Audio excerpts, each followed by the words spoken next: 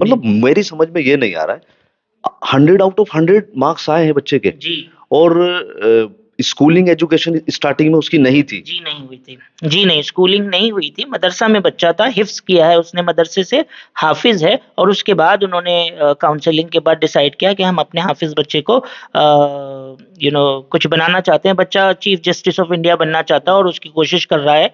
और काफी अच्छी शुरुआत उसने की है, जैसे कि आप देख सकते हैं 95.4 और 100 आउट ऑफ 100 पॉलिटिकल साइंस में लाकर के। मुस्लिम तबके की एजुकेशन बिल्कुल पिछड़ी हुई है, और उसी के मुतालिक, उसी को लेकर एक ऐसी संस्था हिंदुस्तान में बनाई गई है जिसमें केवल और केवल मुसलमान के हाफिज लोगों पर काम किया जा रहा है।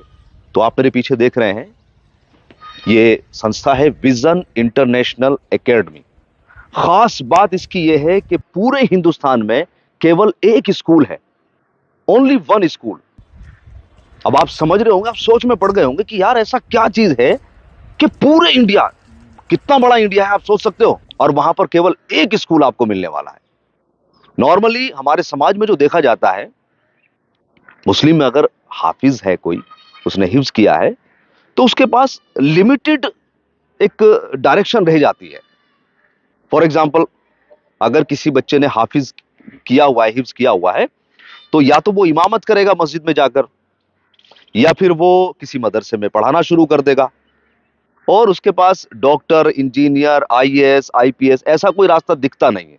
लेकिन ये जो आप देख रहे हैं, ये वो संस्था है जो ये चाहती है कि आपका जो बच्चा वो हाफिज के बाद डॉक्टर बने, इंजीनियर बने, आईएएस ऑफिसर बने, आईपीएस बने, अलग अलग डिपार्टमेंट में जाए। और इस संस्था की जो खास बात मुझे पता चली है वो यही है कि ये एक बच्चे को ऐसी डायरेक्शन दे रहे हैं और इतना क्विक फास्ट सर्विस दे रहे हैं कि यार 12वीं क्लास का जो बच्चा होता है ना, जो nursery, LKG, UKG, first, second, third, वो सारी क्लासेस करने के बाद 12वीं में जब आता है, फिर वो डायरेक्शन मिलती है उसे, आप डॉक्टर जाओ, इंजीनियर जाओ। ये कितना लंबा टाइम हो गया है। लेकिन ये संस्था, ये केवल 5 साल में आपके हाफिज बच्चे को उन बच्चों की कैटेगरी में खड़ा कर देती है कि आ जाओ कंपटीशन कर लीजिएगा। तो इस संस्था की जो मुझे खास बात लगी वो यही है कि इनका 5 साल का एक प्रोग्राम होता है। आपका बच्चा कभी स्कूल नहीं गया है, लेकिन उसने केवल हिफ्ज किया हुआ है, तो ये उसको सीधा एक फाउंडेशन कोर्स में एडमिशन दे देते हैं। 1 साल का इनका फाउंडेशन कोर्स होगा और उसके बाद सीधा 9th, 11th और 12th। और यकीन करें, मैं बच्चों से मिला हूं, 10th क्लास के बच्चों ने इतना ज्यादा इंप्रेस किया, मैं दूसरे बच्चों से भी मिला, कि यार मुझे यकीन नहीं हुआ कि 3 साल में इन्होंने क्रांति ला दी है, क्रांति जिसे बोलते हैं। तो आइए मैं एक बार इस संस्था के अंदर आपको लेके चलता हूं और एक पिक्चर, एक विजुअल, एक तस्वीर आपको दिखाता हूं कि इनका एजुकेशन सिस्टम किस तरीके से काम कर रहा है। आइए चलते हैं। तो मैं अब आपको अंदर लेकर चलता हूं। ये ऑफिस है, सामने प्रिंसिपल सर बैठे हुए हैं। तो एक बार मैं आपको दिखाना चाहता हूं कि एक्चुअल में इस संस्था में किस तरीके से वर्क होता है, किस तरीके से हाफिज लोगों को डॉक्टर, इंजीनियर, आईएएस ऑफिसर, ये मैं आपको बता रहा हूं बार बार, कैसे बनाने का सिस्टम बनाया गया है। और क्विक फास्ट सर्विस।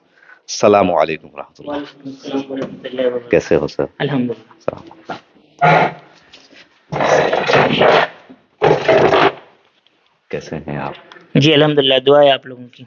आपकी संस्था की बड़ी तारीफें सुन रहे हैं, और ये कहा जा रहा है कि पूरे हिंदुस्तान में एकमात्र यही स्कूल है जो ओनली फॉर हाफिज, और फिर उसके बाद जो आपका सिस्टम है किस तरीके से है वो जानना चाह रहे हैं, क्योंकि ऑडियंस की मेरे पास लगातार कमेंट भी आ रही है, जानना चाह रहे हैं। कुछ बताइए आप।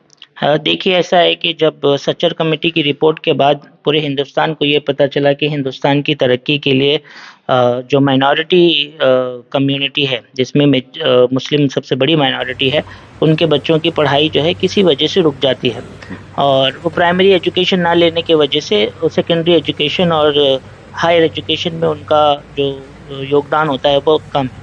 सरकार ने ये कहा था कि हम भी कोशिश कर रहे हैं और माइनॉरिटी को भी कहा था कि आप लोग भी कोशिश करें अपने कौम को आगे बढ़ाने के लिए और ऐसे इदारे खोले जहाँ पर हम इन बच्चों को मेन स्ट्रीम कर पाए। तो सच्चर कमेटी को बेस बना करके और स्कॉलर्स की मदद से मनापात फाउंडेशन, जिसके चेयरमैन हमारे अमीर अहमद साहब हैं, उन्होंने 2017 में ये डिसाइड किया कि एक ऐसा स्कूल खोलते हैं जिसमें एनसीईआरटी के ब्रिज कोर्स को बेस बना करके ऐसे हाफिज बच्चे जो किसी भी वजह से प्राइमरी एजुकेशन नहीं ले पा रहे हैं और सेकेंडरी एजुकेशन और हायर एजुकेशन में नहीं जा पा रहे हैं, उनको मेन स्ट्रीम करें। और पिछले 5 सालों से ये प्रोग्राम चल रहा है। 4 बैचेस 10वीं के जा चुके हैं। एनआईयूएस से और उत्तर प्रदेश से और सीबीएसई से हमारा इस मर्तबा बैच बैठा है और काफ़ी उम्दा परफॉर्मेंस इन हाफिज़ों ने मेन स्ट्रीम के बाद किया है। और एक बैच हमारा सीबीएसई से ग्रेड 12 का हुआ है और उसमें भी जो हमारा ग्रुप है उन्होंने बहुत बेटर परफॉर्म किया। ऑन एन एवरेज हमारा 69% रिजल्ट है और हाईएस्ट 95.4 है, जो इस बात की दलील है कि अगर हम कोशिश करें सरकार के साथ मिल करके तो हम ऐसे तमाम बच्चे, सिर्फ हाफिज ही नहीं दूसरे बच्चे भी जो मेन स्ट्रीम नहीं हो पा रहे हैं, हम उनको एनसीईआरटी के ब्रिज कोर्स की मदद से मेन स्ट्रीम करने में कामयाब हो रहे हैं। आप लोगों की दुआओं की जरूरत है। अच्छा, नहीं अभी आपने बताया 95% मार्क्स आए हैं बच्चे के। जी, 95.4 बच्चे के मार्क्स आए हैं और पॉलिटिकल साइंस में इस बच्चे को 100 आउट ऑफ 100 मिला है, उर्दू में भी 100 आउट ऑफ 100 मिला है। तो मैं समझता हूँ ये वो बच्चे हैं जो किसी वजह से स्कूल नहीं कर पाए, लेकिन सिर्फ 4 साल की मुद्दत से और मेन स्ट्रीम होने के बाद। मैं आपको रोकना चाहूंगा, मतलब मेरी समझ में ये नहीं आ रहा है, 100 आउट ऑफ 100 मार्क्स आए हैं बच्चे के जी, और स्कूलिंग एजुकेशन स्टार्टिंग में उसकी नहीं थी। जी नहीं हुई थी। जी नहीं, स्कूलिंग नहीं हुई थी। मदरसा में बच्चा था, हिफ्स किया है उसने, मदरसे से हाफिज है और उसके बाद उन्होंने काउंसलिंग के बाद डिसाइड किया कि हम अपने हाफिज बच्चे को कुछ बनाना चाहते हैं। बच्चा चीफ जस्टिस ऑफ इंडिया बनना चाहता है और उसकी कोशिश कर रहा है और काफ़ी अच्छी शुरुआत उसने की है, जैसे कि आप देख सकते हैं 95.4 और 100 आउट ऑफ 100 पॉलिटिकल साइंस में ला करके। मतलब कुल मिलाकर एक चीज मैं आप लोगों को बता देता हूं, पहले भी मैंने आपको इससे अवगत कराया है कि बैकग्राउंड स्कूलिंग नहीं है। 5 साल का इनका प्रोग्राम होता है जिसमें 1 साल ये फाउंडेशन का कोर्स होता है, उसके बाद फिर 9th 10th और 11th 12th, मतलब 5 साल में एक बच्चा 100 में से 100 नंबर ला रहा है। यार कमाल की परफॉर्मेंस है, इससे तो मैं बहुत ज्यादा इंप्रेस हूं और मुझे उम्मीद है कि आप भी अचंभित होंगे। नॉर्मली हमारे जो बच्चे हैं वो सीबीएसई में पढ़ते हैं और ये संस्था भी सीबीएसई की है और उसमें पूरी लाइफ उसके साथ मेहनत करते हुए और फिर बच्चे के 90+ नंबर नहीं बनते और यहाँ पर 100 out of 100। Very very very, मतलब इंप्रेसिव एकदम रिजल्ट है।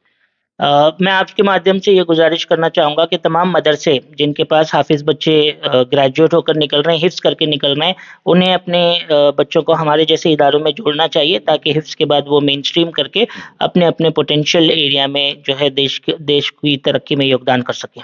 बस मेरा लास्ट क्वेश्चन आपसे ये रहेगा कि क्या इस संस्था में केवल हाफिज लोगों की एंट्री है? मतलब जो मुझे रिसर्च में मिला है, ये कहा जाता है कि पूरे स्कूल में पूरे इंडिया में कोई भी ऐसी संस्था नहीं है जो केवल हाफिजों पर काम कर रही है।